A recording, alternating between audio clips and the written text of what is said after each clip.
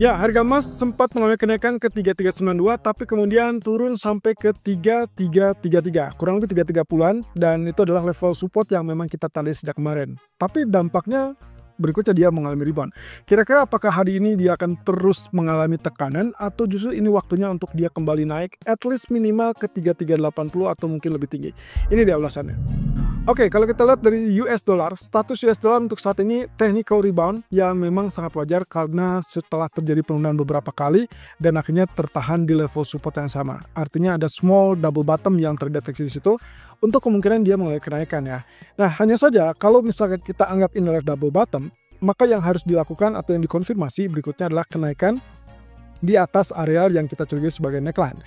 Oke, berarti kalau gitu kita butuh 2 atau 3 resisten di atasnya, karena ini berarti butuh struggling untuk kenaikan di atas dari 99 untuk mencapai 100.80-an. Apakah itu bisa tercapai atau tidak? Tergantung. Apakah image ataupun dari tarif tersebut justru mendorong kepada US dollar ataupun bahkan justru malah melemahkan ya. Dan juga terlepas dari itu, kita juga harus melihat dari sisi data ekonomi yang akan rilis di jam 19.15 dan juga 21.00. Oke, untuk sementara waktu kita simpulkan bahwa inilah penguatan US dollar dan itu yang membuat mungkin untuk sementara waktu kita memiliki halangan terkait dengan kenaikan emas. Nah, tapi kalau misalkan ternyata di malam hari hasilnya adalah mengalami petekanan turun, maka kita pastikan mungkin emas akan memiliki peluang kesempatan untuk rally lebih lanjut.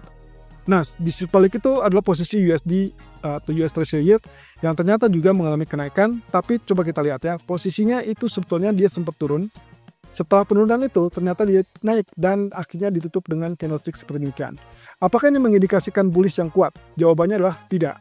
Karena secara teori kalau real body kecil dengan kondisi tail bawah yang lebih panjang, mungkin kita bicara tentang rejection di bawah lalu kemudian menurun ke atas, tapi yang jelas kenaikannya belum terlalu kuat. Sehingga kemungkinan untuk yang bisa terjadi berikutnya itu justru terjadi penurunan ataupun rejection atas.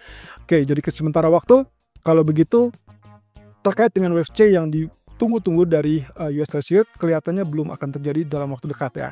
Tapi kalau misalkan nanti malam ternyata terjadi kenaikan yang kencang, maka ini bisa dipastikan sebagai kesempatan terakhir dari kenaikan wave C tersebut. Nah, begitu pula kalau misalnya kita lihat dari status pound sterling di sini, nasibnya sebetulnya kalau Anda perhatikan di sini kemarin terjadi kenaikan, tapi sayangnya kenaikan itu masih tetap bertahan. Ya, dia tertahan di bawah garis trend line atau garis trend yang merah ini. Kemudian kalaupun terjadi penurunan untuk saat ini juga masih diragukan. Jadi sebetulnya dia masih tunggu wait and see sampai dipastikan dia punya kesempatan untuk naik lebih tinggi. Nah, syaratnya gini teman-teman. Kalau saya asumsikan bahwa apa yang terjadi di sisi sini sebagai level supportnya, Anda bisa pastikan di situ dia sempat terjadi penurunan tapi reject kembali ya, dan akhirnya mulai kenaikan. Berarti yang kita butuhkan untuk saat ini adalah kenaikan di atas level resisten ini. Nah, otomatis itu yang akan menjadi penentu ataupun bahkan menolong dia untuk kondisi rally berikutnya. Kalau saya asumsikan bahwa ini adalah double bottom, maka kenaikan double bottom tersebut dianggapnya sudah selesai karena targetnya juga cukup pendek. Kemudian kalau misalkan kita anggap berikutnya adalah swing low, maka swing low ini kita asumsikan bahwa ini adalah bottom pertama.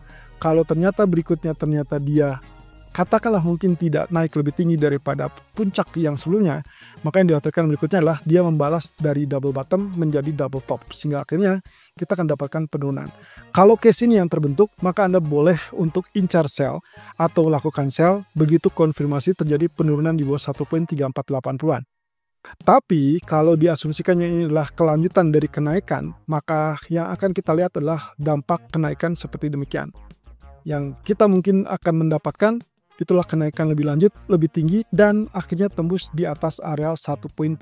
Nah, maka kalau ini yang terjadi, kita bisa pastikan itu adalah kesempatan untuk dia lanjutkan rally ataupun kenaikan dan membuka jalur yang lebih tinggi ke 1.3600 atau bahkan jauh lebih tinggi lagi. Mungkin saja kita akan dapatkan 1.3650. Itu pun yang terlihat di grafik daily-nya karena posisinya dia masih imbang antara kesempatan untuk naik lebih tinggi di atas 1.3580 atau rejection atas dan akhirnya menjadi double top. Nah, sementara untuk crude oil sendiri, untuk saat ini kita anggap buy masih preferable, masih oke, karena kemarin juga dampaknya kelihatan di situ. Penurunan sesuai dengan skema, lalu kemudian dia naik. Nah, cuman masalahnya di sini dikhawatirkan terjadi double top ya. Untuk sementara waktu, bagi saya tetap arealnya yang kita tunggu-tunggu adalah apakah dia akan tembus di atas $64 atau tidak. Kalau tidak, Anda boleh ubah strategi. Misalkan dia naik sampai mendekati $64, lalu kemudian Anda exit, dan akhirnya ujung-ujungnya nanti kalau kita pastikan bahwa dia tidak berhasil naik di atas area 64 ataupun bahkan 65, maka mungkin kita ubah strategi menjadi sell. Sebaliknya, kalau dia ternyata tembus di atas 64, maka Anda tunggu dulu sampai dipastikan dia tembus di atas 64.50 atau 64.80. Kalau itu terjadi, Anda boleh lanjutkan posisi buy Anda. Nah, ini yang kita perlukan adalah terkait dengan data US Crude Oil Inventories yang kemungkinan baru akan rilis di jam 10 malam nanti. Jadi pastikan bahwa data tersebut apakah akan relatif lebih rendah atau lebih tinggi. Kalau lebih tinggi, berarti menunjukkan inventory yang banyak, dan itu berarti pasokan yang melimpah, permintaan yang lemah, dan otomatis harga akan relatif mengalami penurunan. Tapi kalau pasokannya berkurang banyak, maka yang akan kita lihat adalah dorongan naik ke area 64 atau bahkan $65. Nah, sementara untuk gold sendiri, Anda bisa lihat di sini, kemarin kita sempat singgung terkait dengan potensi penurunan yang ternyata sesuai dengan apa yang kita gambarkan di situ, area orange ternyata memang dia sempat turun sampai 3333 dan tertahan. Nah, pagi tadi kita sempat dapat swing low ke 3346, bahkan sudah sentuh sampai ke TP2 kita, yaitu 3358 atau 59. Nah, kita akan lihat di sini teman. Untuk berikutnya yang harus teman-teman perhatikan adalah baik itu terjadi kenaikan ataupun penurunan, ini sama kemungkinannya untuk peluangnya.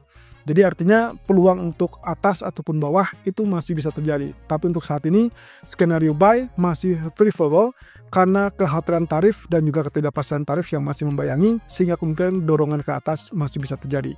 Yang saya ingin unjukkan di sini adalah terkait dengan dampak dari bullish flag.